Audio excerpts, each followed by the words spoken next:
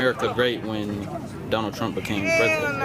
I'll give you a good example. For example, something that all of us have benefited from are the 2017 Trump Jobs and Tax Act.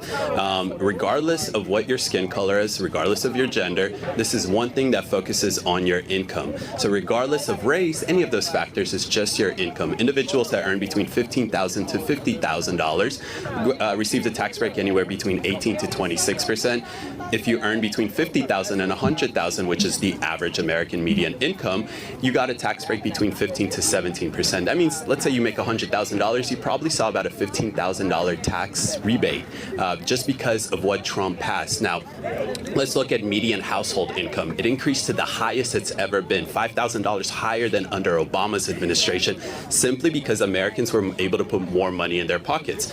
I think we can all agree here, regardless of what our race is that when we have more money in our pockets, we like that. We can do more things with that. We can invest into things, right? We can enjoy more stuff like that. So I think that is a great example of how Trump's policies, a lot of people say Trump is racist. Well, hey, his policies are definitely not racist. I understand, like, I'm very protective. Your First Amendment right. Okay, you can't, don't do that. Don't do that. I'm gonna call my supervisor back out. Respect the First Amendment and everything. Obviously, I can't say anything political in uniform. Let me just call them and verify. Sure. Okay. Yeah, totally. Andrew, can you try to call that number? Yeah.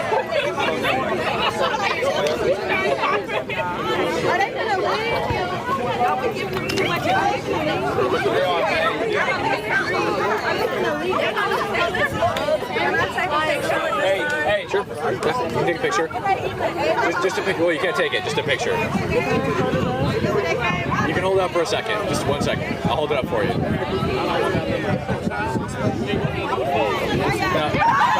come on. Really? Seriously? Really?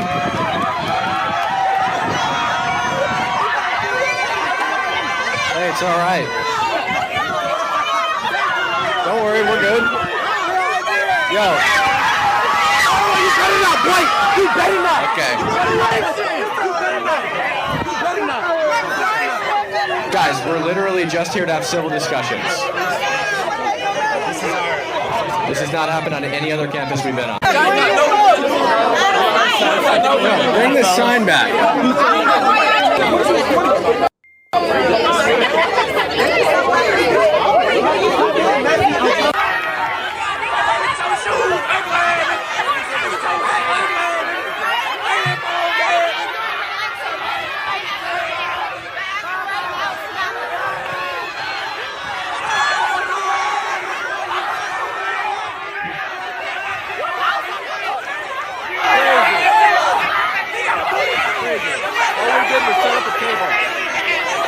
Alright, we're gonna do like a little end live pre-game or post-game situation here. We have 500 people watching.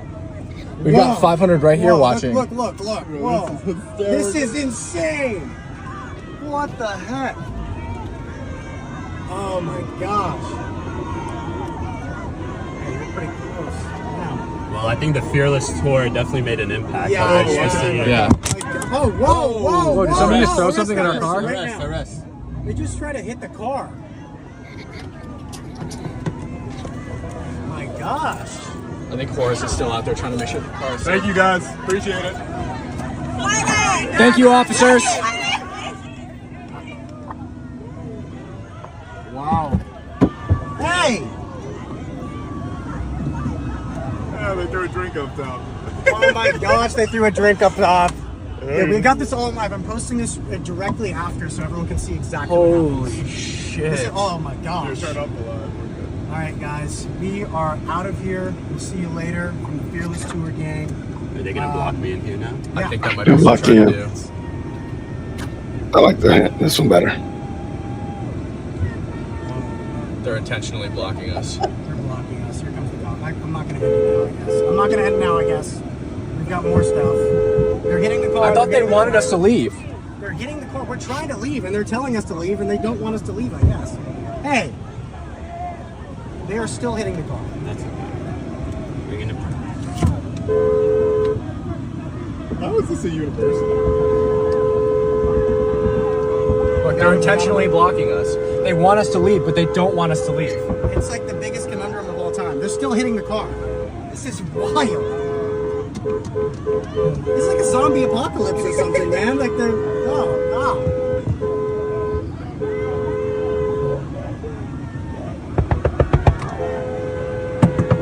They're still hitting the car. Whoa! That was loud.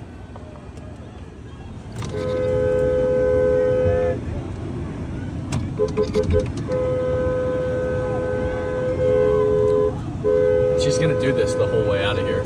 Oh, here we go. Just go No, the please. opposite direction, David. David, just go straight. No. They do not debate with their ideas, guys. They just, whoa. Yeah, we're gone now. We are gone now. Didn't go to HBCUs. For those that don't know what HBCU stands for, it stands for Historically Black College or University. This is why Charlie Kirk didn't go to HBCUs. Right here. The average American Negro, because you're not African American, you're literally American. The average American Negro has been brainwashed, indoctrinated, generation after generation after generation to believe something that is in fact not in totality the truth. They have been psyoped. They have been propagandized to believe that the white man is bad. Oh, woogie boogie. But I don't see the good old boys in their Chevy or Ford pickup trucks with their Confederate flags on the back going into St. Louis, Memphis, Chicago, DC. You don't see the white man causing these problems. But you know who I do see causing these problems? Indoctrinated fools that believe that it was the white man that enslaved and made us. Oh, Jim Crow. This is why Charlie Kirk didn't go to those campuses. He didn't go because it would be like talking to an immovable force, a wall that is incapable of hearing truth, hearing a different opinion. The moment they hear a word that they don't like, off like a rocket ship. And there is no coming back. This is why. To answer that question. Brother, okay, this hits somewhere differently. As you all know, I'm a proud alumni of Morehouse College. I was going to put on my alumni hat, but it doesn't look good on the camera. So I did something. I watched this and I talked about it on Wednesday night. I did something different that most people didn't do. I called TSU yesterday to ask about this. And those gentlemen, though it is a public institution, they did not get permission to be there at the school. So therefore, it did create a little bit of a problem that they didn't anticipate having. So there's that problem as well. Problem there as well. I also called the representatives from Blexic, which is the Black Exit organization of that nature. There are Black people that go do this at HBCUs right now. And I'm waiting for the Atlanta representative to call me so that we can actually have him come on the show. So Charlie Kirk might not have done it, but Charlie Kirk through TPUSA and their relationship with Blexic did tacitly involve and engage with students at historically Black colleges and universities. So I don't think it's just, well, Charlie didn't go there. Charlie ain't the only one. There are other persons that have done that, and they do go to HBCUs. Now, also, I took the time and I looked up TPUSA and their chapters here in Atlanta, and there are all the chapters at all the schools that are not historically Black colleges and universities, of course. And I reached out to them to see if I could, as a representative of an alumni, engage with them and talk with them and see if we can come up with a better strategy. Because those young men, albeit I think their motive was fine, they have the right to go to the school to have discussion. I don't think they had any idea what they were doing. There was no way in the world, if they had called me and said, hey, Jason, we're thinking about doing this. There's no way I would have told them to do that. You could have absolutely lost your life. I'm not trying to be funny. It's not something I'm proud of, but every historically Black college and university is in the hood. Yeah, D-A hood, the hood. You could lose your life down there. You could go down to Atlanta University Center and your mom and dad could be getting a phone call. You could be getting a folded up American flag. It's not a good place. Those gentlemen didn't go down there. They did not know what they were doing. Because I looked on their website as also, and I see that they've been to a whole bunch of places. They're trying to do 50 schools or 50 conversations in 50 states or something like that. Everywhere else that they've been has been fairly tame. I'm like, what the devil possessed you to go to TSU? What were you thinking? They went to UGA here in Atlanta, here in Georgia. UGA would absolutely be fine. TSU, no way. Let me also just add, just for context, their signs were a little bit inflammatory. I'm sorry. Black folk are not ready to have a real conversation about DIE. They're not. They're not ready to talk about that. They're not ready to talk about it in an honest conversation. And then the other sign they had was deport all immigrants. Sadly, a lot of us don't have a full grasp of that conversation. They will crash out for other people's benefit. It makes no sense. I don't know why we do it, but it's reality. So my issue is, again, those young people, they were totally out of pocket, but they haven't been taught anything different. They don't know how to have a civil conversation. I do believe that we need to have those types of conversations, though. Mm-hmm. But those young men, they should have invited the young Democrats of TSU to come meet in a neutral place. But going right there in the belly of the beast, you got exactly what you got when you sat there and went to the devil's belly button. Guess what you got? Exactly that. So I do want these conversations to happen. I do want them to continue to engage. But my goodness, in the morning, that right there was a bad look, because now all HBCUs are going to institute a new policy related to this type of stuff. When if they had just gone the right way of going through the proper channels to get permission to do it, they wouldn't have had this problem. Because the very super last thing is that was we don't need to start no more open mic conversations. I know Charlie and Chris Walsh and them really kind of spearheaded and started that. No more open mics. You need to be in a lecture hall. You need to be in a controlled environment, because that space, if you ever go look at the other videos, they're just in a wide open space. Something could have happened from behind, from the side, and of course in front of them. And that was a nightmare. That was a nightmare for those campus police. So back to my point, I want there to be conversation, but it needs to be smart and wise. Why not invite some people from the young Democrats, young Republicans to come in? Because there's young Republicans at TSU. There's young Democrats at TSU. Lord knows there are. Why not invite them to a neutral place and have a conversation like this and slowly but surely boil it into a place where you can go to campus and do it in the right way, or the way that you want to do it? But that was not smart at all. And sadly, the outcome is going to be now they're going to be on alert, like, oh yeah, we don't want to have them because we know what happened at TSU. So now they're going to turn down their request, even if they do go to Alabama State, if they do go to Tuskegee and say we want to do this, if they do come to Morehouse and say they want to do this, they say, oh no, you was at TSU, you caused a lot of drama, we don't want to have you. And now they shot themselves in the foot. Jason, I understand your sentiment. I disagree with your sentiment, but I understand. I understand your sentiment. You're giving these young people a pass. Last time I checked, this is Tennessee State University.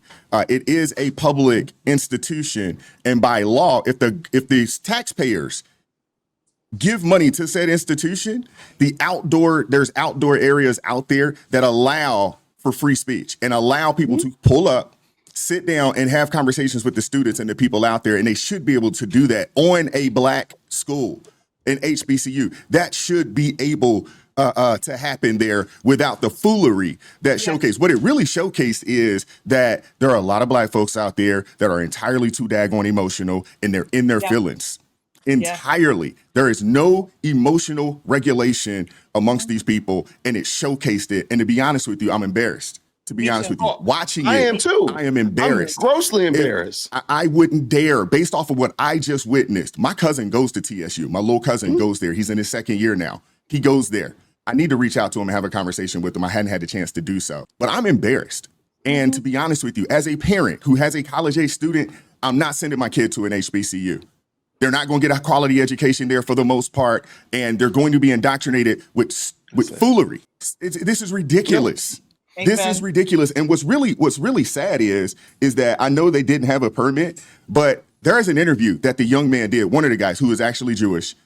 He said he reached out to the school at least 15 times, and the phone doesn't even ring. It just goes to voicemail. It just goes to voicemail. So obviously nobody's working. Nobody's working there. But you should be able to go to a college campus, sit down, and have a conversation. And the fact that the adults in the room, and when I mean, I'm talking about the adults, I'm talking about the president, they put out a statement and they absolved the students. for their piss poor behavior. If I saw one of my kids, if I saw my little cousin, because I was looking to see if he was out there. I was looking to see if he was out there because I was ready to call his mama. Seriously. This is not how you behave. Even if you disagree, that is not how you are supposed to behave, especially on an institution that's supposed to be for higher learning. Especially. This is the next generation. I own a business and I wouldn't hire any of those people. Nope. None of them. None of them would get a job from me. So how many of those people that were out there cutting a fool, waving the middle finger, how many employers are going to see that and say, I don't care what school you went to, I'm not hiring you? Now they'll come out there and say it's racist and this, that, and the third. I don't want a person like that working for my organization. Absolutely not. This is ridiculous, man. Flat out ridiculous. And I don't want to give them a pass by saying, I know they're not ready and we got to coddle their feelings. Really? These are adults in college. No, exactly. We shouldn't be coddling their feelings. We should be telling them that their behavior was piss poor and it was a poor representation of Black people, especially Black people in college. It was a piss poor representation. That part. I don't disagree. All I'm saying is, yes, I said that. It is a public school and they should be able to do that. The problem is if one of those students, wilding out, threw a brick, if something had happened to one of those men, it would have gone south real bad. And again, that's all I'm saying. I understand I'm not absolving anybody. Everybody's at fault. Everybody's at fault. But when you get into the space of journalism, no different than those folks that go over in those war zones, they understand the risk. I'm sure those young men understood that this thing could go left. Yep. I'm sure they understood it. No different than, we watched the brother Nick Shirley, and he is in some of the craziest places. Craziest stuff. Yeah, he is wild. All the time. I just watched the video. That dude was in Paris when they were, I was like, he's not even in his own country. That's the part of journalism. And to be honest with you, we need more of that type of journalism, willing to go places that is uncomfortable.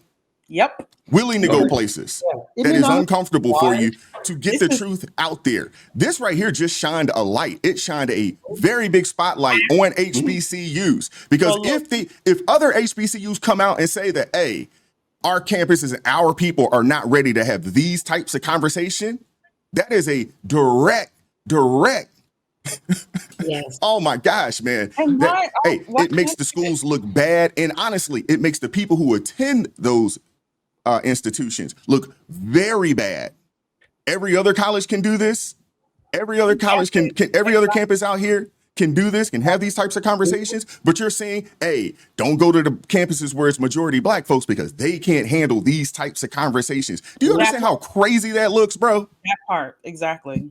Even if the school doesn't say it, sir, we now know it. It's now in 4K. You just showed why they're not going to do it. That's all I'm saying is that we're not emotionally mature enough to handle this. Yes, my name is Jason, dearwokec@gmail.com. We're not emotionally mature enough to handle this. And I'm saying the conversation needed to happen.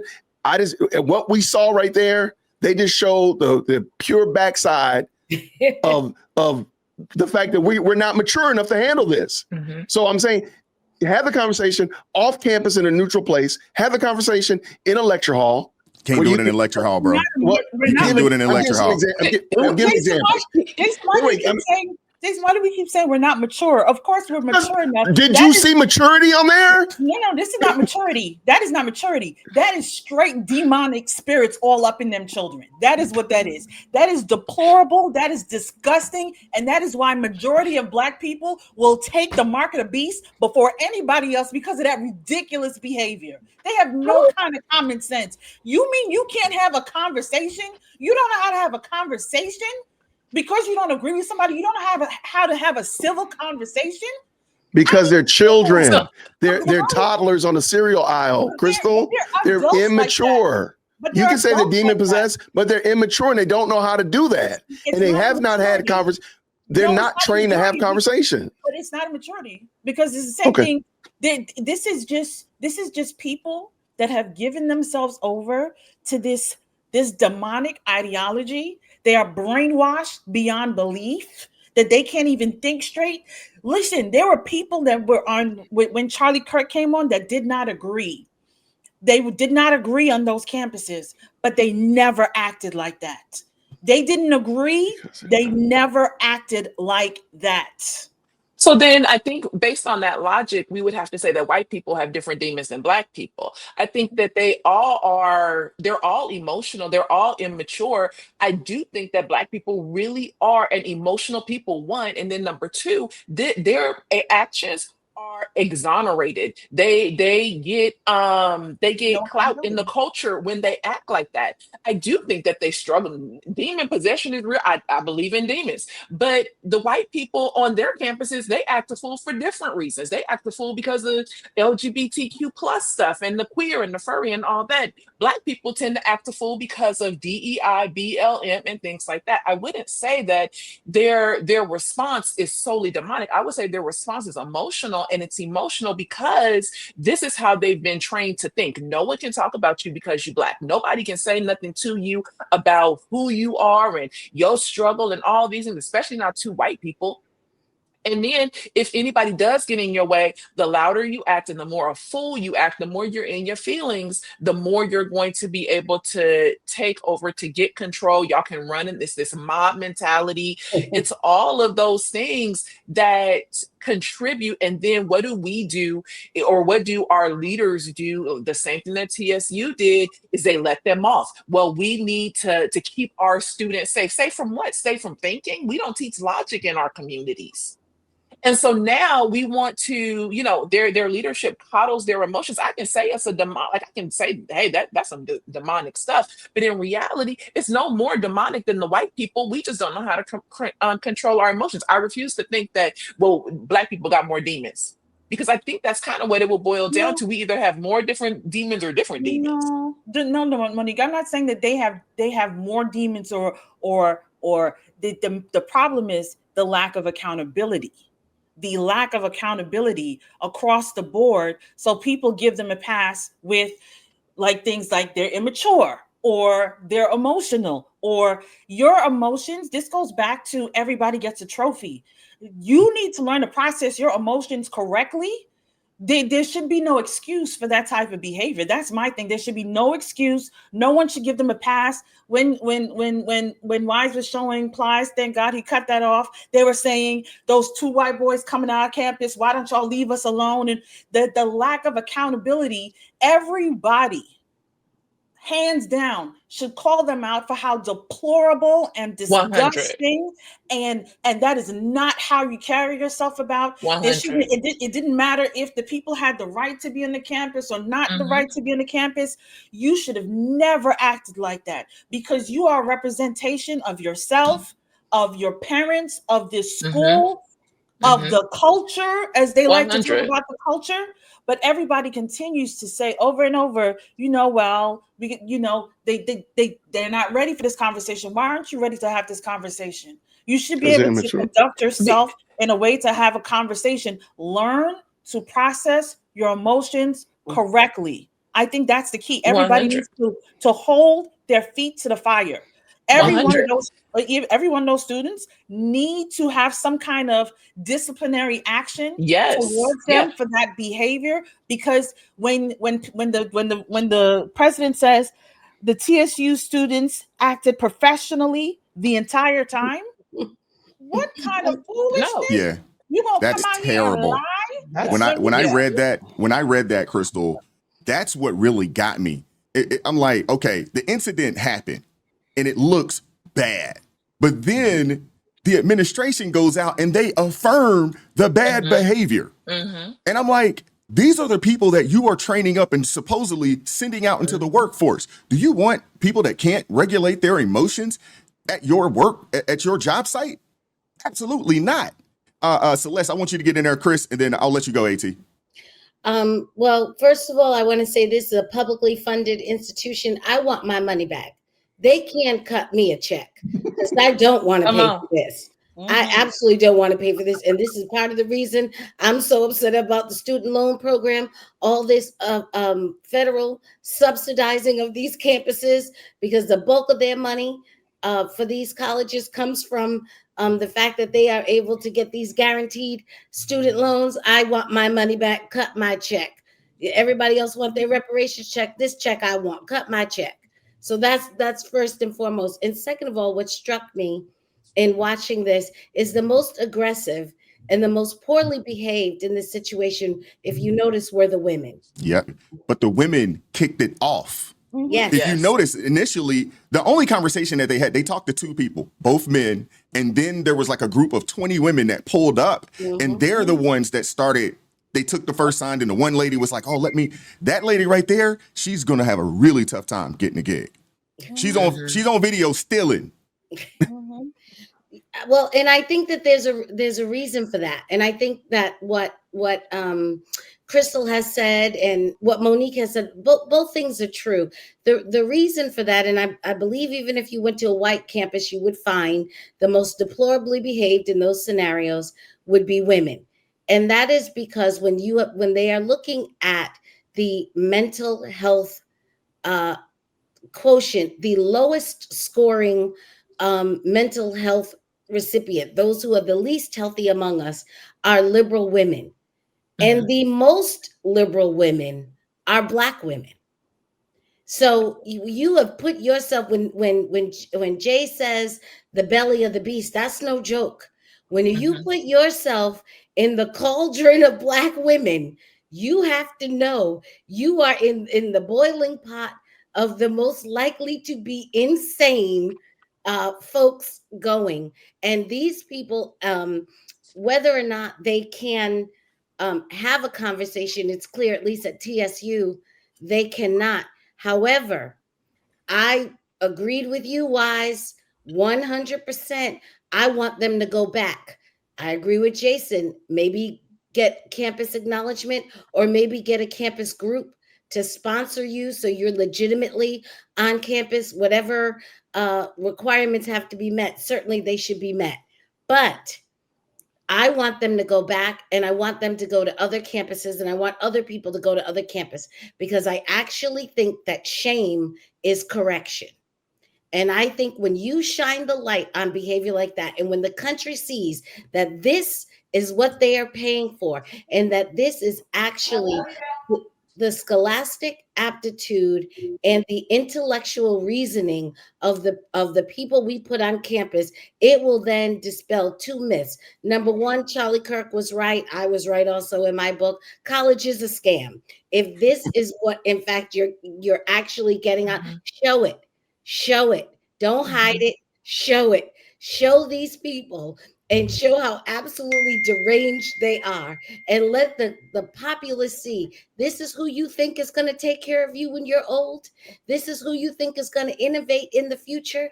This is who you think is going to be the moral compass for the situations and scenarios domestically and internationally, what we're going to have to think through to have a safe and prosperous future. These people cannot do it. They cannot do it, and they'll continue to not do it if they're able to hide in their small little educational enclaves on the public dole, being indoctrinated into this foolishness. I say keep going and bring more cameras. Show them. Let their parents be embarrassed. Let that administration have to actually, they could speak up for that because it's one time, but if they keep going back, at a point you can't say they acted professionally. I mean, at a point you're going to be CNN standing behind the burning courthouse in Seattle saying mostly peaceful. Mostly peaceful. Flyers blaring up behind you. Keep showing them, because they will not be deterred if you do. And we really have to really look at, in a serious way, that this indoctrination is ruining the lives of people. This leftist ideology is ruining the lives of people, and most particularly in the lives of Black women. Allowing Black women, if you care, people say protect Black women.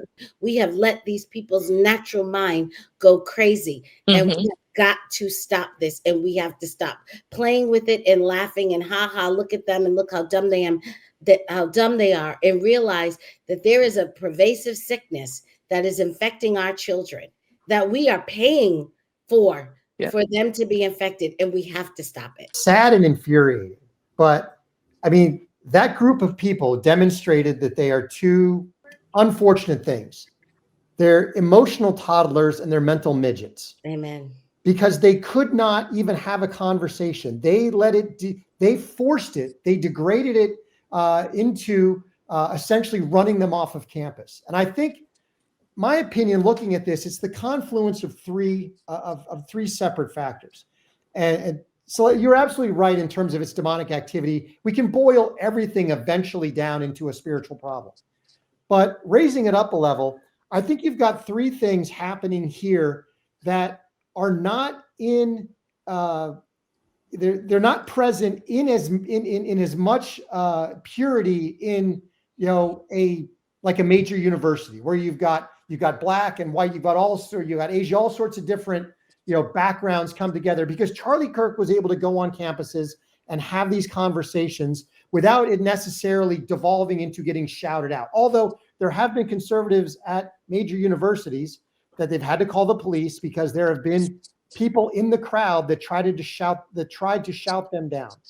I think what you've got is you've got two things that come from black culture that are impacting this. One, when I look at that crowd, I think in my head, 3 out of 4 of those kids grew up without a father, statistically.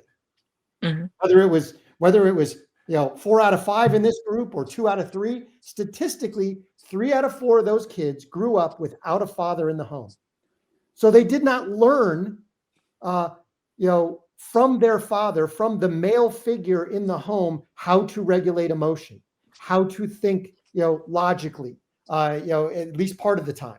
So they didn't learn that. The other thing that they unfortunately inherited from American black culture is that, and one of you said it, they were not shamed. They were not held accountable for actions when they were 12, when they were 14, when they were 16, when they were 17.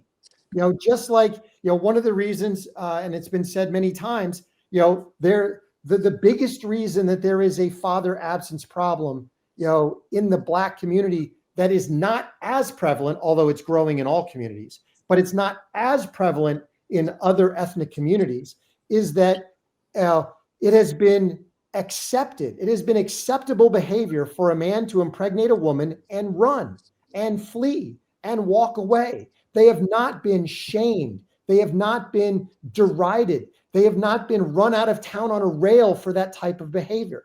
So you've got those two things that are impinging on it. But then you've got the overarching idea, this leftist idea that is now pervading American culture, especially in Gen Z, especially in the college and university community, which is shut up the voices you don't want to hear. If somebody has an opposing viewpoint, don't listen, don't argue, don't debate, shut them up. Look at this. Within that context, that's why we had the assassination that we had 2 weeks ago, because the leftist narrative, the leftist game plan, the rules for radicals by Saul Alinsky is if you cannot beat an argument, shut the argument down. And that's what they did to Charlie. They couldn't. Yep. He proved over 13 years that he could go into the belly of the beast and absolutely destroy their arguments. And in so doing, he could actually win people to not only MAGA or Republican, he could also win them to Christ. And that's when Tyler Robinson said, no, this has to end, and I'm going to end it with a bullet. And that's just what we saw at East Tennessee, is just the first iteration of where you get to violence, because they were not willing to listen to a viewpoint that they disagreed with.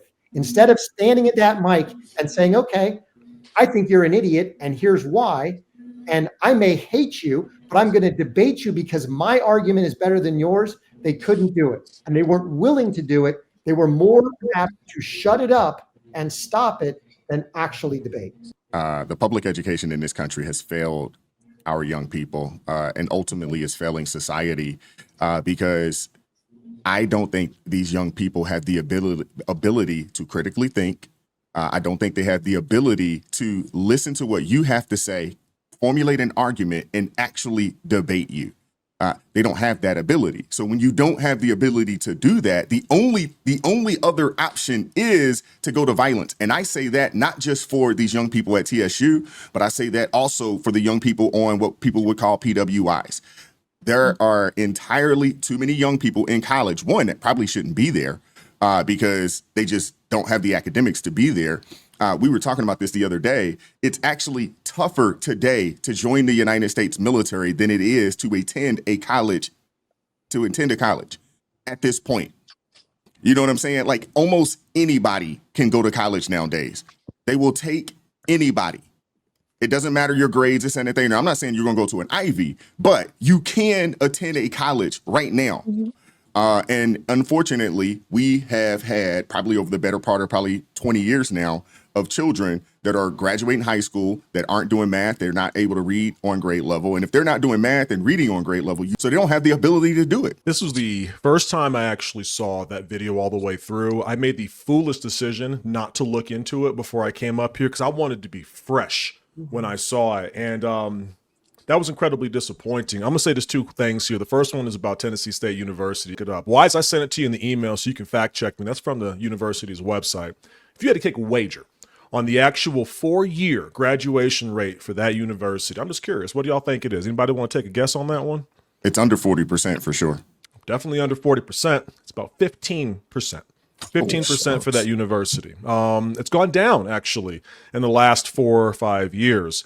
And especially after seeing that, and look, I got some people from Tennessee. I've got nothing but love for the people from Tennessee and nothing against your cousin. Don't come at me, Wise. Don't send your children to this school. Do not send your children to this school, because my question from this is, what is the point of college at this point in time in 2025? I think if you sat down and talked to every one of those young adults, they're not children, right? If they commit a crime, they're going to be tried as an adult. So they can join the military. So those young adults, and ask, why'd you do it? What was your thought process here?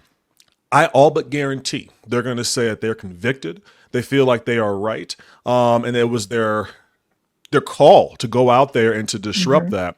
And I wrote down some stuff that y'all said. The first one I'm going to go to is Jason. That's Dear Woke Christian, by the way, y'all. Is his channel, Dear Woke C. If you want to send him an email, I highly recommend you follow him, because he said something I think that's so critical. And we have to really pay attention to this. He said, they don't know how to have a civil conversation.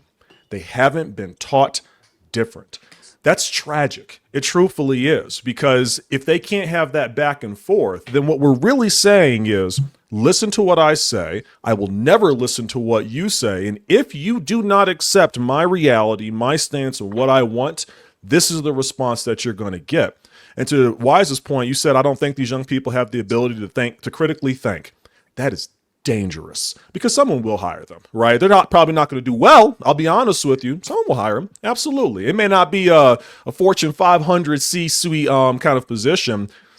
Some of these people are going to get jobs, and they're going to wind up in organizations that are just like this university, where that behavior is encouraged, celebrated, actually, because, you know, they went back home and all their friends in their area high-fiving. You saw that. I'm happy you stopped it, by the way. I'm happy Jason got you. That gentleman in between who was just so shocked. That's not about the behavior. We can steal someone's property. We can damage someone's property. I'm surprised not a single person got arrested, by the way. But we can't have a civil conversation. Want it to be this way for another 100 years? Or do you actually want to be able to take a step forward and find out, how do we step forward as a country? This is shameful. I think every person at that college who refused to acknowledge this should be fired immediately. I think that entire college should go under investigation, because why would you send your kid here? They're clearly not learning anything. Colleges are supposed to be places where you can have different viewpoints, and they should be teaching you not what to think, but how to think and how to have those conversations back and forth. I would love to hear somebody, not on Wise's platform, he wouldn't let me do this, but I would love to hear somebody come up here and defend those actions. I know on TikTok they're probably doing it, so I'm gonna pass it to Crystal after this. But actually sit down calmly, without your emotions. I'm sorry, I'm not here to be your emotional support blanket, but have an actual conversation. And let's figure out, why were they so upset? Why could they not listen to it? Were those young men making the right decision? Because if we can't get past that, then I'm deeply concerned for our society. I'm deeply concerned for the Black community. I want to hear from you guys in the comment section, though. Let me know your thoughts. Like, share, subscribe, turn the notifications on to all so you never miss an upload. consider joining the ARP family, or you can buy your brother a coffee. Link in the description box below. Appreciate the love, appreciate the support. Join us 9:30 a.m. Eastern Standard Time for ARP in the morning. Keep God first, stay prayed up. We'll catch up with you all next time. Peace.